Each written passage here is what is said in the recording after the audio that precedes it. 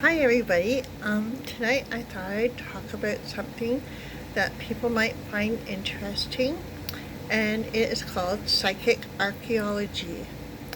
And that means psychic, of course, psychic ability, using psychic ability to tune into archaeological sites and objects.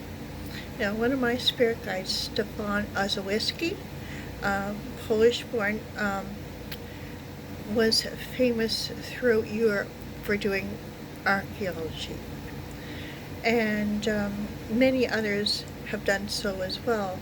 One of the most prominent ones would be George McMullen. And he actually traveled to Egypt with a friend of mine, Stephen Swartz, on an investigation, and using his ability was able to discover Cleopatra's palace amongst other sites, and many native sites throughout the U.S. as well. He was very gifted. So the reason I got started on doing this was when I first became a medium, I wasn't seeing any spirits or during sessions. Mind you, I'd see them at night, just not when I was doing my sessions. I would only hear the spirits. So I got online one day and I found this site called the Investigative Research Field Station based in Montana. And it said if you feel like you have psychic ability, if you send a request to them, they will send you information to test you using archaeology. So that's what I did. I wrote to them and asked to be tested. They sent me a sheet of about 20 questions they wanted me to answer, 2 geological site maps, and 3 photographs of digs that they had well researched. And I looked at the information and I thought, I can't make heads or tails of this. What am I going to do? And what did I get myself into? I can't do this. So I thought, what am I going to do? So I thought, well, go upstairs and meditate and ask your guides to take you to the sites at the time they were occupied, which had been by the native people in Montana. So I laid in bed, got myself really relaxed, and I said, please take me to Montana at the time the sites were occupied. Take me to Montana. Take me to Montana. And the next thing I know, whew, I saw myself flying over trees and mountains. It was like several hundred feet in the air. And I kind of stopped and I'm like, oh my gosh, it worked. This had worked. So every day for about the next 6 months, once or twice a day for almost an hour at a time, I would meditate and ask my guides to take me to Montana at the time the sites were occupied by the native people. And I answered all the questions on that sheet, one after another. And they said I got every question correct, including describing psychic George McMullen, who had worked with that team of archaeologists on that site. That I have physically sent them a description of him. So the result of that was that my clairvoyant abilities kicked in, third eye, and they got very, very strong.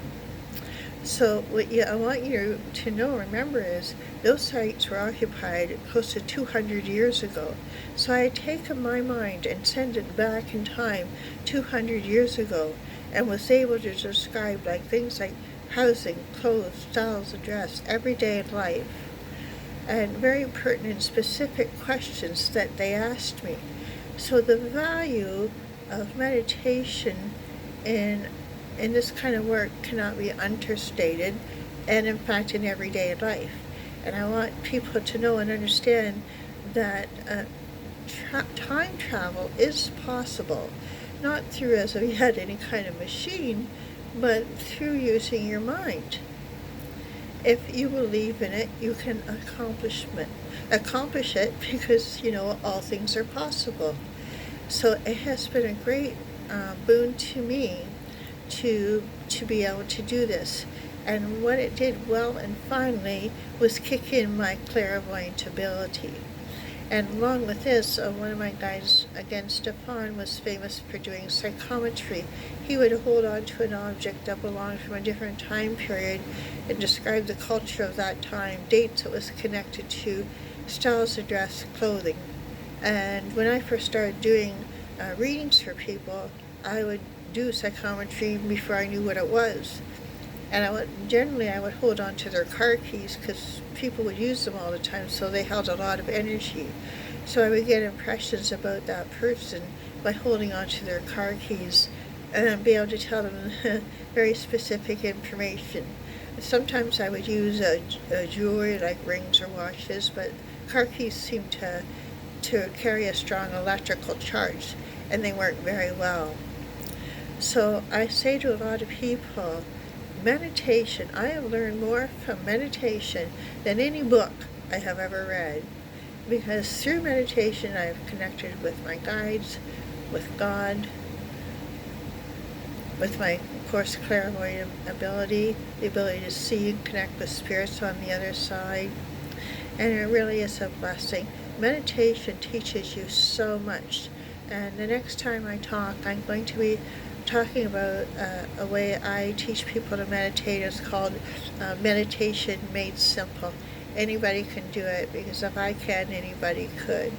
Because when I first started to meditate, I didn't like it. I was told by another psychic to meditate 15 minutes every day, and I laid in bed wondering what good could this possibly do. Anyway, I want to sign off for tonight, and that is a little tour about psychic archaeology. Yes, it is possible to take your mind and travel back in time and get very specific details, because as we know, up there on the other side, as we call it, there is no such thing as time. So you can connect with people and civilizations from hundreds, if not thousands of years ago, as we will. Anyway, have a great night. That is our psychic archaeology visit.